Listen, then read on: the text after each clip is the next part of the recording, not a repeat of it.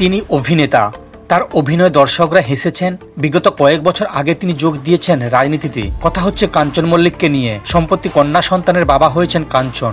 জন্মের খরচ 6 লক্ষ টাকা। বিধানসভায় সেই বিল জমা দিতেই শুরু হয়েছে ফিসফাস। যদিও কাঞ্চন মল্লিক নিজে দাবি করেছেন, আমি কোনো বিল জমাই দিইনি। আমি যদি বিল জমা দিই, সেই বিল তো আমার কাছে রয়েছে। আমরা বিধায়ক হিসেবে একটা মেডিকেল পাই, সেই হিসাবে আমি বিল জমা দেব। কিন্তু সেই বিলটা কত সেটা আমার একান্ত ব্যক্তিগত বিষয়।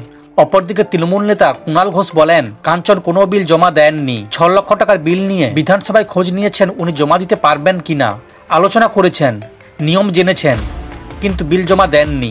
তার আগেই তিনি বিল জমা দিয়েছেন বলে সমালোচনা শুরু। রাজ্য বিধানসভায় বিধায়করা বেতনের পাশাপাশি একাধিক সুবিধা পেয়ে থাকেন। তার মধ্যে অন্যতম হল স্বাস্থ্যক্ষেত্রে বিশেষ সুবিধা।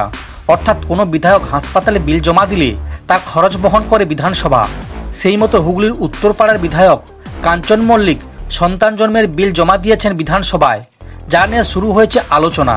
দক্ষিণ কলকাতার এক বেসরকারি হাসপাতালে কন্যা সন্তানের জন্ম দেন কাঞ্চনের স্ত্রী শ্রীময়ী। তারই খরচ 6 লক্ষ টাকা। তেমনই জানা যাচ্ছে কাঞ্চনের দেওয়া বিল থেকে। কিন্তু এত টাকার অঙ্ক কি বিধানসভা মিটিয়ে দেবে? চর্চা শুরু হয়েছে তা নিয়েই। জানা গিয়েছে 6 লক্ষের মধ্যে চিকিৎসক নিয়েছেন 4 লক্ষ টাকা, আর বাকি খরচ হয়েছে 2 লক্ষ টাকা। স্পিকার বিমান বন্দ্যোপাধ্যায় বলেন, আমরা সব কাগজপত্র দেখব, যাচাই করব, তারপর যদি মনে হয় যে এই বিষয়টি নিয়ে কথা বলার প্রয়োজন আছে তাহলে ডেকে পাঠাবো। বিষয়টি আমাদের নজরে রয়েছে। এখানে উল্লেখ্য, বিধানসভায় এভাবে বেশি অঙ্কের বিল হলে প্রয়োজন হাসপাতাল সুপার অথবা চিকিৎসককে ডেকে পাঠিয়ে গোটা বিষয়টি জানতে চান অধ্যক্ষ।